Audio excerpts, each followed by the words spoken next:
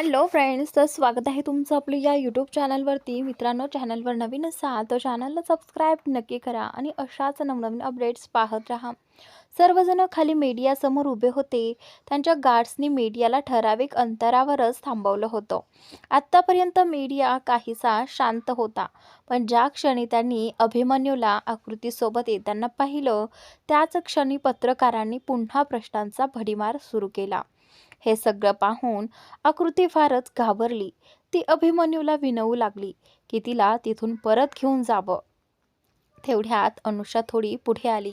तिने आकृतीला ठामपणे धरत तिला मीडियासमोर उभं केलं आणि ठाम आवाजात म्हणाली, जेव्हा तुम्ही चुकीचे नसता तेव्हा कोणाला घाबरण्याची किंवा कुणापासून लपण्याची गरज नसते. आणि तसंही आज सत्य सगळ्यांसमोरच येणार आहे. असं म्हणत तिने अभिमन्यूला डोळ्यांनीच इशारा केला. तो इशारा समजून घेत अभिमन्यूने ऋषभकडून आपला लॅपटॉप घेतला आणि काहीतरी करण्यास सुरुवात केली. त्यानंतर अनुषा पुन्हा मीडियाकडे पाहत म्हणाली, जसं मी आधी सांगितलं होतं, आकृती दोषी नाही आणि हे आज सिद्ध होणार आहे. तुमच्या सगळ्या निरर्थक प्रश्नांची उत्तरंही तुम्हाला मिळतील. डन. अचानक अभिमन्यूचा आवाज आला. तेव्हा अनुषा पुढे म्हणाली, आपण सगळे आत्ताच ऑनलाईन जाऊन ASR एंटरटेनमेंटच्या अधिकृत वेबसाईटवर पहा. तिथे तुम्हाला सर्व पुरावे मिळतील. आकृतीचे जे फोटो व्हायरल झाले होते ते सगळे बनावट होते. फोटोशॉप केलेले होते. त्या वेबसाईटवर खरे आणि बनावट दोन्ही फोटो एकत्र अपलोड केलेले आहेत. अनुषाने हे बोलताच सगळेच पत्रकार लगेचच ऑनलाईन तपासू लागले. ASR एंटरटेनमेंटच्या अधिकृत वेबसाईटवर आकृतीचे लीक झालेले बनावट फोटो आणि त्यांच्यासोबत मूळ खरे फोटोही दिसत होते, ज्यामध्ये फोटोशॉप करून आकृतीचा चेहरा बसवण्यात आला होता. हे पाहताच सगळीकडे कुजबूज सुरू झाली. तेवढ्यात पुन्हा अनुषाचा ठाम आवाज ऐकू आला, एक पुरावा तुमच्या समोर आहे. आता पुढचा पुरावा स्वतःच्या तोंडाने आपला गुन्हा कबूल करणार आहे. असं म्हणत तिने आरवकडे पाहिलं. आरवने आपल्या माणसांना इशारा केला. आरवच्या माणसांनी त्या व्यक्तीला पकडलं आणि जवळजवळ ओढतच तिथे आणून आकृतीच्या पायांसमोर फेकलं. हे पाहून आकृती घाबरून 2 पावलं मागे सरकली. तेव्हा अनुषा पुढे आली. तिने त्या माणसाचा कॉलर पकडत त्याला उचललं आणि सगळ्यांकडे पाहत म्हणाली, आता सगळं सत्य ओक. तू काय केलंस, का केलंस, सगळं सांग. नाहीतर मी तुझ्याबरोबर काय करेन हे मलाच सांगता येणार नाही. समोर इतके मीडिया प्रतिनिधी पाहून तो माणूस घाबरून आपल्या हातांनी चेहरा लपवू लागला. तेवढ्यात मागून आरवचा कडक आवाज आला, तू स्वतः तोंड उघडणार आहेस की मी तुझ्यापाशी येऊ? आरवची धमकी ऐकताच त्या माणसानं बोलायला सुरुवात केली, माझं नाव रफीज आहे आणि या मुलीचे फोटो मीच माझ्या माणसांकडून फोटोशॉप करून पोस्ट करवले होते, जेणेकरून तिची बदनामी होईल आणि तिला माझं ऐकण्याशिवाय दुसरा पर्याय उरणार नाही. खरं तर तिच्या आईवडिलांनी तिच्या बदल्यात माझ्याकडून खूप पैसे घेतले होते. तिने मला पैसे परत देण्याचं वचन दिलं होतं, पण मी आधीच एका मोठ्या पार्टीसोबत तिचा सौदा करून टाकला होता. म्हणूनच हा प्लॅन केला. तिची इतकी बदनामी करायची की तिला कुणालाही तोंड दाखवता येऊ नये आणि शेवटी तिला माझ्याचकडे यावं लागेल. त्याचं बोलणं संपताच आरवच्या माणसांनी त्याला पुन्हा पकडलं आणि तिथून घेऊन गेले.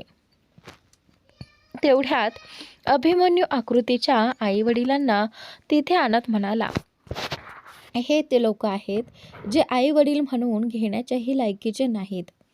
अनुषा त्यांच्या जवळ जात म्हणाली, आता तुमची पाळी आहे. सत्य बोलायला सुरुवात करा. इतके लोक आहेत. गार्ड्स पाहून ते लोक घाबरले. तेव्हा आकृतीच्या आईने घाबरत सांगायला सुरुवात केली, आमच्या मुलाला नवीन बिझनेस सुरू करायचा होता. त्यासाठी पैशांची गरज होती आम्ही आकृतीकडे पैसे मागितले, पण तिने सांगितलं की आमचं ओझं उचलून थकली आहे आणि आता आणखी मदत करू शकत नाही. तेव्हा तिच्या वडिलांनी मान खाली घालत पुढे सांगितलं, यानंतर आम्ही रफीजकडून पैसे घेतले आणि त्याच्या बदल्यात आकृतीचा सौदा केला. हे सगळं ऐकताच आकृती चालत त्यांच्या जवळ गेली. तिने आपल्या वडिलांच्या गालावर जोरदार थप्पड मारली आणि रडत म्हणाली, हे करताना तुम्हाला एकदाही लाज वाटली नाही का? कोणता बाप आपल्या मुलीबरोबर असं करतो? पण मग ती आपल्या आईकडे वळली आणि अश्रूंनी भरलेल्या डोळ्यांनी म्हणाली, आणि तुम्ही तर माझी आई आहात ना? मला जन्म दिला आहे ना तुम्ही? मग माझ्याशी असं कसं करू शकता? हे सगळं बोलत असताना आकृती अक्षरशः कोसळून रडत होती. अनुषा पटकन तिच्या जवळ आली. तिला धरत ती म्हणाली, तू कोणासाठी हे अश्रू ढाळतेस? हे लोक त्याच्या लायकीचेच नाही आहेत. ज्याच्या लायकीचे आहेत ते सध्या त्याच्या सोबतच असतील. असं म्हणत तिने अविराजकडे पाहिलं. त्याच क्षणी त्याचे गार्ड्स आले आणि आकृतीच्या आईवडिलांना तिथून बाजूला घेऊन गेले. सगळे पुरावे जगासमोर मांडल्यानंतर अनुषाने आकृतीचा हात घट्ट धरला आणि मीडियासमोर उभी राहत म्हणाली, मी आधीच सांगितलं होतं की माझी मैत्रीण निर्दोष आहे आणि ते आज सिद्ध झालं आहे. सगळे पुरावे तुमच्या समोर आहेत. पण एकच गोष्ट मी तुम्हा सगळ्यांना सांगू इच्छिते, जे दिसतं त्यावर लगेच विश्वास ठेवू नका. आधी हे समजून घ्या की तुम्ही जे पाहत आहात ते खरं काय आहे. आणि कधी अशा कोणाच्या फोटोंचा तुमच्यासमोर प्रसार झाला तर ते पटकन इतरांना फॉरवर्ड करून मजा घेण्याऐवजी डिलीट करा. कारण हाच प्रकार तुमच्या स्वतःच्या घरातल्या मुलीबरोबर झाला असता तर तुम्हाला कसं वाटलं असतं?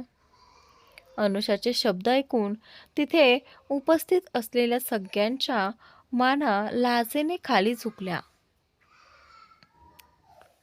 आपलं बोलणं संपवून अनुषाने हात जोडून सगळ्यांना बाय केलं आणि आकृतीला धरत पुन्हा हॉस्पिटलच्या आत गेली. तिच्या मागोमाग बाकी सगळेही हॉस्पिटलमध्ये गेले. गार्ड्सनी मीडियाच्या सगळ्या लोकांना तिथून बाहेर पाठवलं. वर जाताना आरव अभिराजला म्हणाला, भाभीला मानलंच पाहिजे. खरंच तीच तुझी बायको होण्याच्या लायकीची आहे, तुझ्यासारखीच. ती बोलायला लागली की समोरच्याला उत्तर द्यायला शब्दच उरत नाहीत.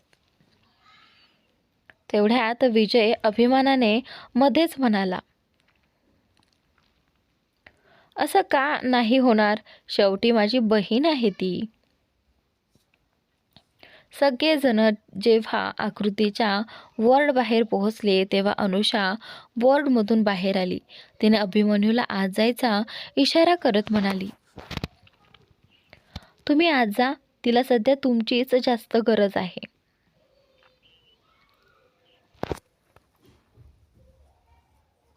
अनुषाचं बोलणं ऐकून अभिमन्यूने मान हलवली आणि तो पुन्हा वॉर्डमध्ये गेला.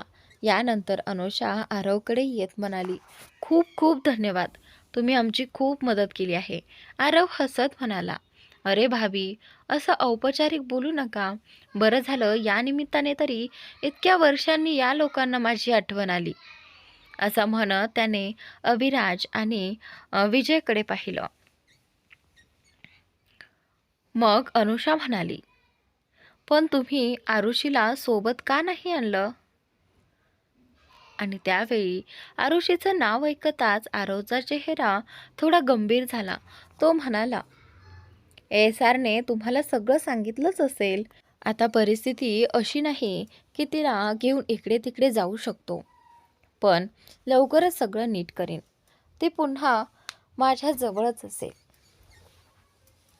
मग विषय बदलत तो म्हणाला, चला आता मी निघतो, उद्या ट्रिपसाठीही निघायचं आहे. तेव्हा अविराज त्याच्या खांद्यावरती हात ठेवत म्हणाला, मग पुढचं दर्शन कधी? आरव त्याला मिठी मारत म्हणाला, तुझ्या लग्ना इतका चांगला प्रसंग आणखी कोणता असणार? त्यावर अनुषा म्हणाली, पण तेव्हा तुम्ही एकटे येणार नाहीत. आरुषी ही सोबत हवी, नाहीतर लग्नात एंट्री नाही.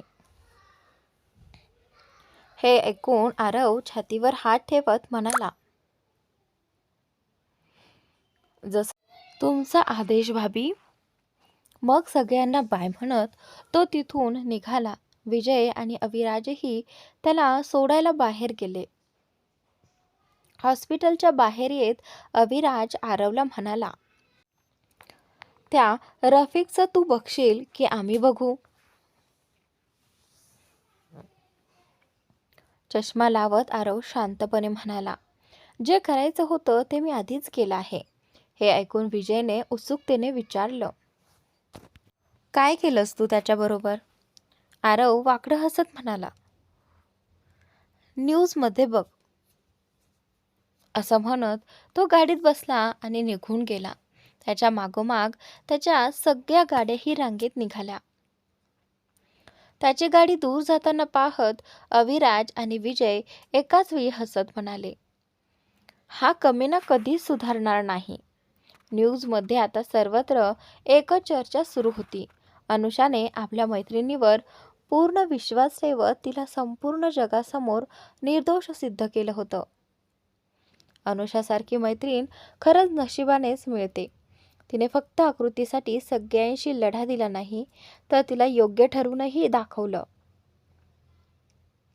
खरंच तिच्या इंटरनॅशनल सुपर मॉडेल स्पर्धेचा फायनल अगदी समोर आहे आणि तरीसुद्धा स्वतःच्या प्रतिमेची पर्वा न करता तिने मैत्री निभावली. अशाच प्रकारच्या चर्चा अनुषाबद्दल सर्वत्र सुरू होत्या. जे लोक अनुषा आणि अविराजला पसंत करत होते ते दोघांबद्दलच बोलण्यात व्यस्त होते. यार, अविराज सर खरंच खूप चांगले आहेत. ते कुठल्याही परिस्थितीत अनुषाला एकटी सोडत नाहीत. हो ना, या पूर्ण घटनेत ते कायम अनुषाच्या पाठीशी उभे राहिलेत. आरव सिंघानियाही तर ASRचाच मित्र आहे. त्यानेच त्या माणसाला पकडून आणलं. म्हणजे ASR नसते तर अनुषा एकटी काहीच करू शकली नसती. काहीही असो, मला फक्त एवढंच महत्त्वाचं वाटतं की ते दोघं एकत्र आहेत. देव करो आणि ते असेच नेहमी एकमेकांसोबत राहोत. रुग्णालयात अविराज आणि विजय आरवला खाली सोडून परत वर येत होते. तेवढ्यात विजय सहज बोलता बोलता म्हणाला, यार, मी विचार करतोय श्रेयाला शॉपिंगला घेऊन जावं. तिचा मूडही ठीक होईल आणि आम्हाला थोडा वेळ एकत्र घालवायलाही मिळेल. हे ऐकून अविराजही विचारात पडला. तेवढ्यात विजय पुन्हा म्हणाला, मी सांगतो, तू ही छोटीसाठी काहीतरी प्लॅन कर.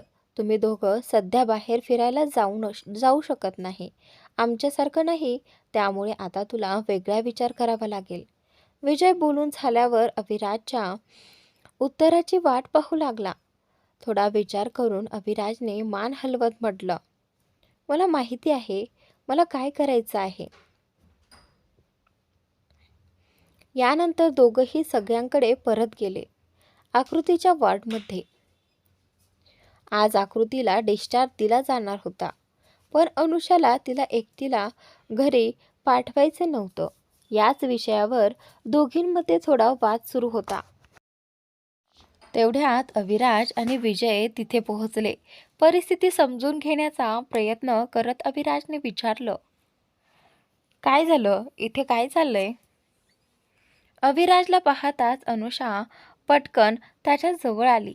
त्याचा हात धरत म्हणाली, अवी, बघा ना, मी आकृतीला समजावते की तिने आता एकटी राहू नये, पण ती ऐकतच नाहीये. तुम्हीच समजावून सांगा तिला. आणि त्यावेळी याआधी कुणी काही बोलणार तेवढ्यात आकृती म्हणाली, प्रेसिडेंट, समजा मी अनुचं ऐकलं तरी मी माझ्या घराव्यतिरिक्त कुठे राहू? माझ्यासोबत. एकाच वेळी अनुषा, श्रेया आणि अभिमन्यू तिघेही बोलून उठले. हे ऐकून अविराज, विजय आणि आकृती तिघेही आश्चर्याने त्यांच्याकडे पाहू लागले. लगेचच अनुषा उड्या मारत म्हणाली, हो हो, तेच तर योग्य आहे ना. आकृती अभिमन्यूसोबत त्यांच्या घरी जाईल असं म्हणत ती अविराजला चुपचाप चिमटा काढू लागली. आ अविराज अचानक लागलेल्या चिमट्यामुळे अविराज वेदनेने किंचाळला. सगळ्यांचे लक्ष त्याच्याकडे गेलं. राज, काय झालं तुला? तू का ओरडलास? त्याच्या बाजूला उभ्या असलेल्या विजयने काळजीने विचारलं. तेवढ्यात अनुषाने लगेचच परिस्थिती सावरत म्हटलं, कदाचित अवीला मुंगी चावली असेल. आहे ना अवी? असं म्हणत ती अविराजकडे गोड हसत पाहू लागली. अविराजही चिमटा बसलेल्या जागेवर हात चोळत म्हणाला, हो, काहीतरी चुभलं.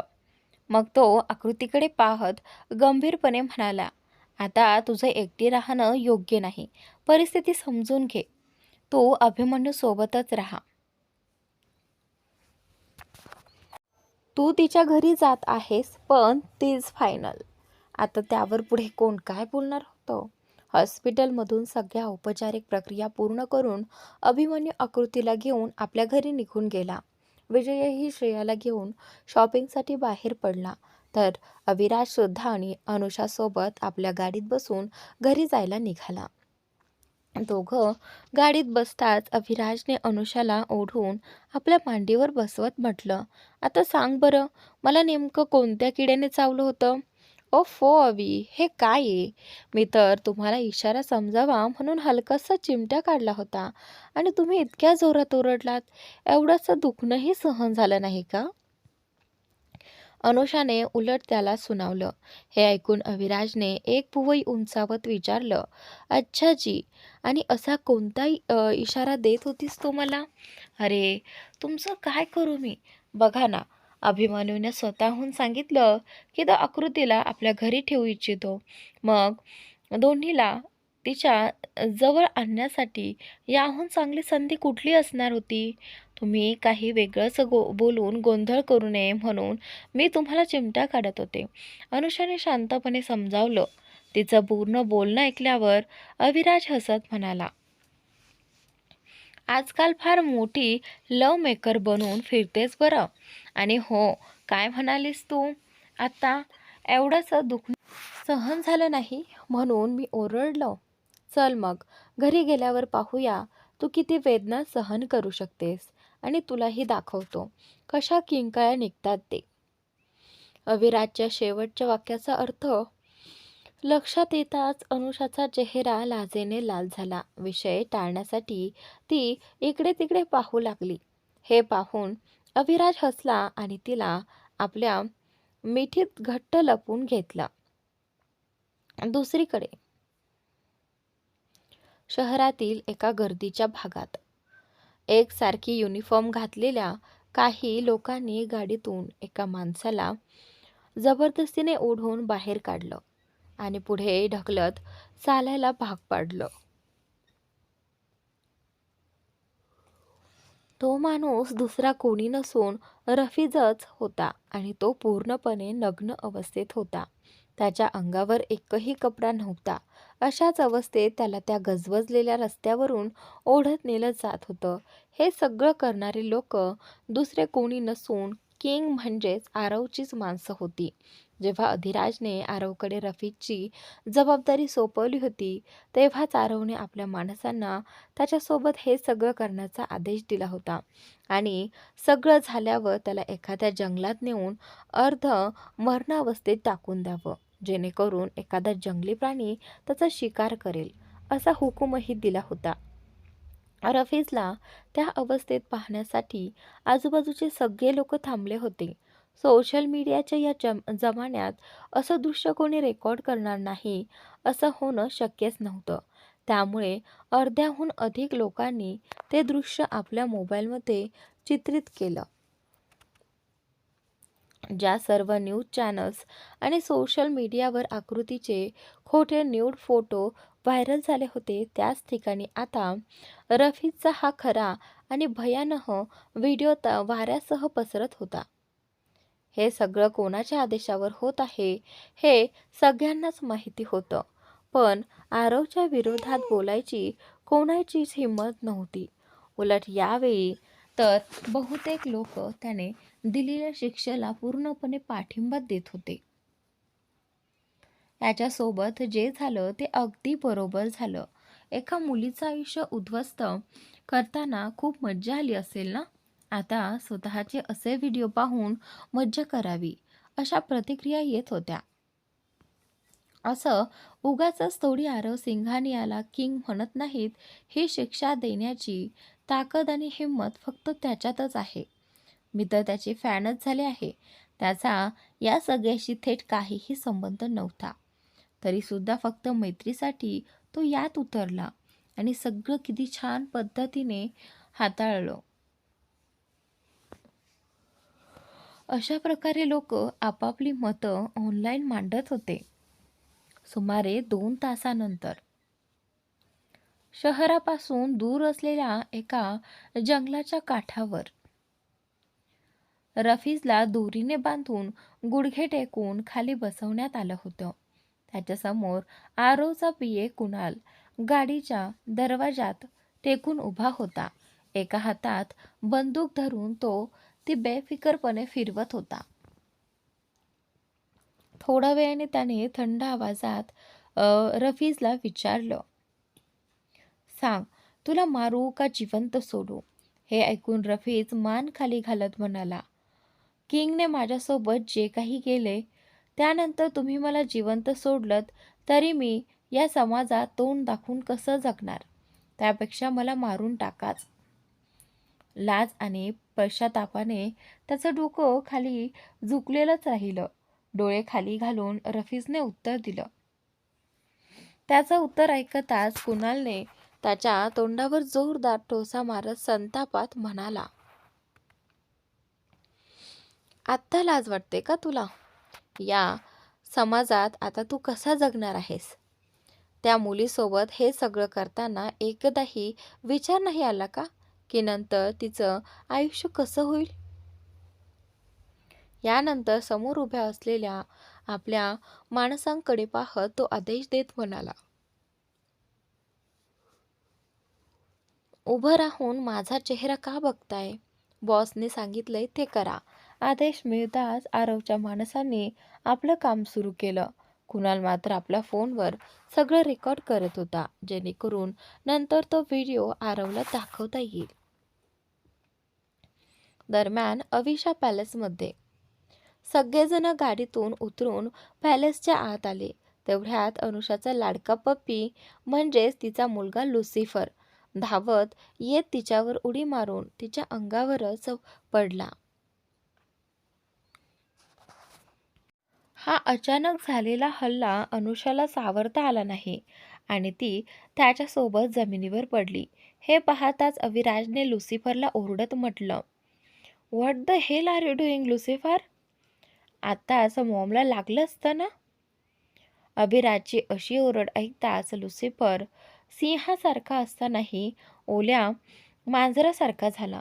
त्याने निरागस चेहरा करत अनुषाच्या छातीत आपलं तोंड लपवलं.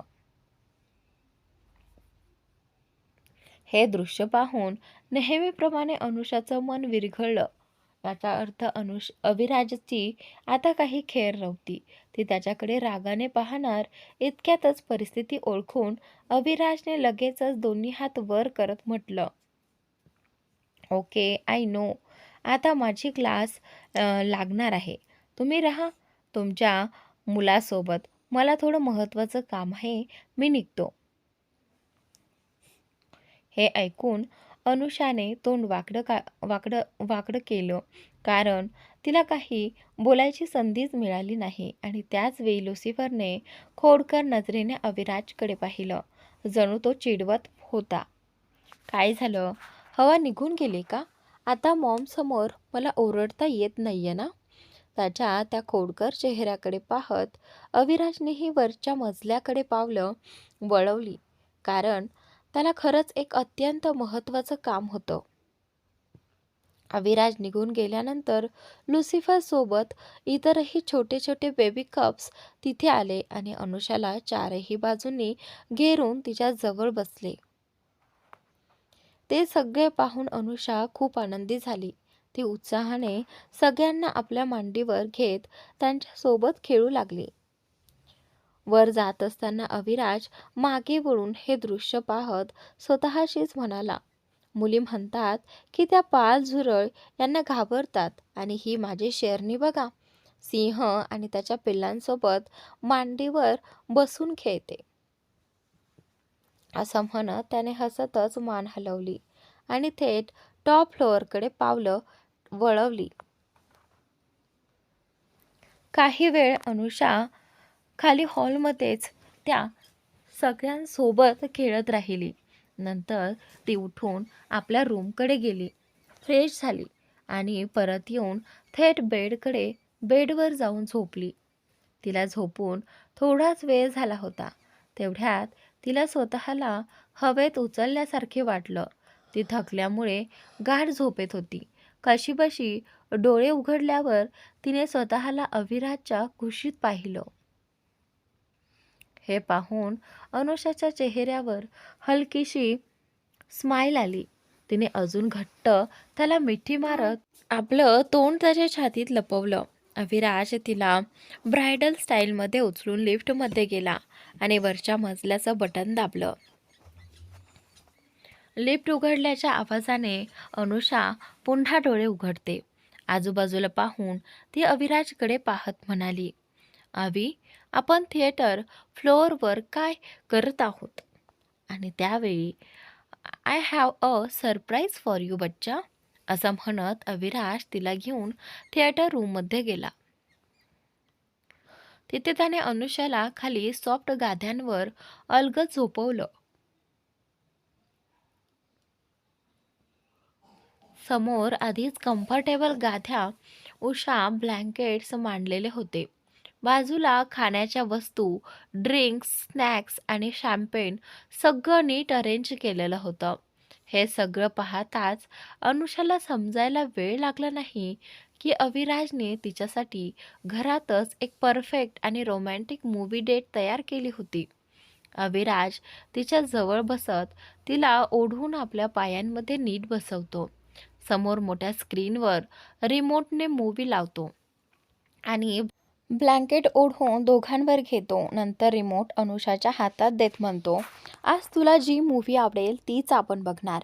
हे ऐकून अनुषा थोडी मागे वळत अविराजकडे पाहत हसत म्हणाली, यू नो ना, मला रोमॅन्टिक मूव्हीज आवडतात आणि तुम्हाला ॲक्शन फिल्म्स. मग माझ्यासोबत तुम्ही मूव्ही एन्जॉय कसा करणार?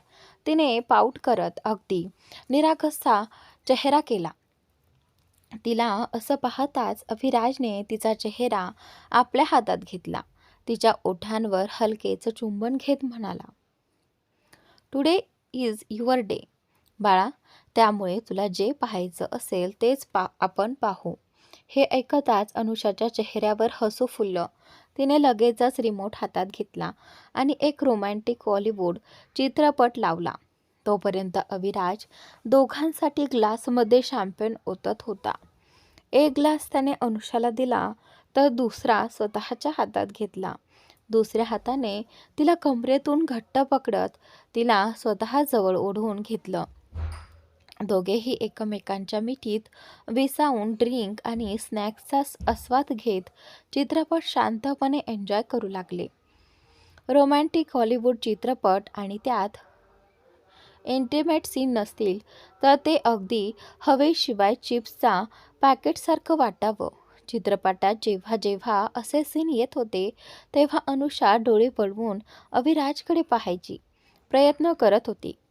पण प्रत्येक वेळी अविराज पूर्णपणे चित्रपटात गुंग असल्यासारखा दिसत होता. हे पाहून अनुषा मनातच चिडून म्हणाली, हा माणूस नक्की आहे तरी काय? समोर इतका रोमॅन्टिक चित्रपट सुरू आहे, गर्लफ्रेंड इतकी जवळ बसली आहे, खोलीत आपण दोघांशिवाय कोणीच नाही आणि हा असा चित्रपटात गुंतलाय जणू UPSCच्या परीक्षेतून इथूनच प्रश्न येणार आहेत. असं सगळं विचार करत नशिबाला दोष देत ती उदास मनाने पुन्हा चित्रपटाकडे पाहू लागली.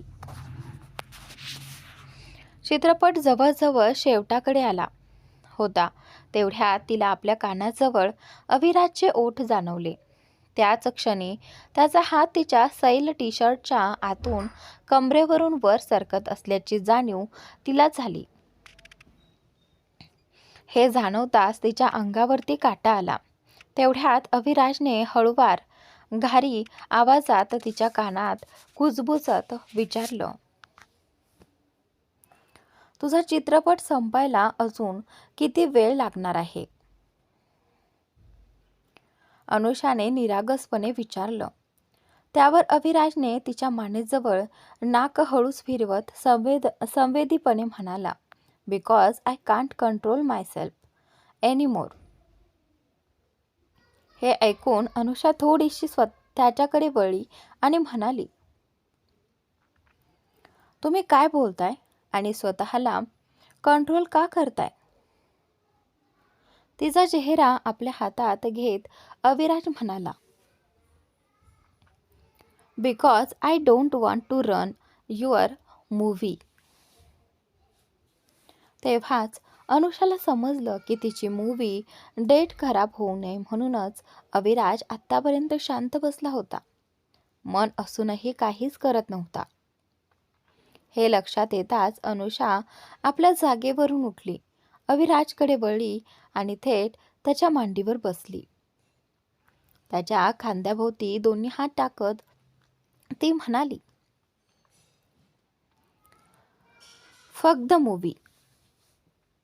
असं म्हणत तिने अविराजला चुंबून घ्यायला सुरुवात केली. यावेळी अविराजही स्वतःला आवरू शकला नाही. तिला घट्ट पकडत त्यानेही तिला किस केलं. काही वेळ दोघेही हळुवारपणे एकमेकांना चुंबन देत होते. पण हळूहळू दोघांचीही अधीरता वाढू लागली आणि चुंबन अधिक उत्कट होत गेले. एकमेकांच्या ओठांमध्ये गुंतत एकमेकांच्या श्वासांचा वेग वाढवत होता. अविराजचे हात आता अनुषाच्या टी-शर्टच्या आतून तिच्या पाठीवर फिरू लागले होते. अनुषाही पूर्णपणे स्वतःवरचा ताबा गमावत त्याच्या मांडीवर बसून शरीर हलवू लागली होती. दोघांचे खालचे शरीर एकमेकांना लागले होते आणि तिच्या हालचालींमुळे अविराजच्या आतली अस्वस्थता अधिकच वाढत होती. त्याने अनुषाला घट्ट धरलं, एका झटक्यात तिला खाली झोपवलं आणि स्वतः तिच्या वर झुकला. तिच्या मानेवर जंगलीपणे चुंबन घेत ओठ फिरवू लागला. आह! अनुषा मदहोश अवस्थेत खोल श्वास घेत होती आणि ते ऐकून अविराज अधिकच बेभान होत गेला. काही क्षणांसाठी तो थांबला. तिच्यावरून थोडा बाजूला होत स्वतःचा टी-शर्ट काढला आणि नंतर अनुषाचाही. त्यानंतर पुन्हा तिच्या वर झुकत मानेवर चुंबन घेत घेत खाली सरकत तिच्या छातीपर्यंत आला. तिच्या वरच्या अंगावरील उरलेले कपडे दूर केल्यानंतर अविराजने एक हात तिच्या छातीवर ठेवत हळूच दाब देऊ लागला. त्याच वेळी अनुषाचे श्वास अधिकच खोल झाले. एका हाताने तिला जाणवत ठेवत दुसऱ्या बाजूने त्याचे ओठ तिच्या शरीरावर फिरू लागले आणि हळूच ओठ घेऊ लागले. त्या संवेदनेने अनुषाने ब्लँकेट घट्ट पकडलं. तिच्या शरीरावर ओठ फिरवतच अविराजचा हात आता खाली सरकत तिच्या खालच्या कपड्यांच्या आत गेला. आधी तो फक्त वरवर स्पर्श करत तिला अधिकच अस्वस्थ करत होता. तेवढ्यात अनुषाने स्वतःचा हात खाली नेला, अविराजचा हात पकडला आणि तो थेट तिच्या मधल्या भागावर नेऊन ठेवला.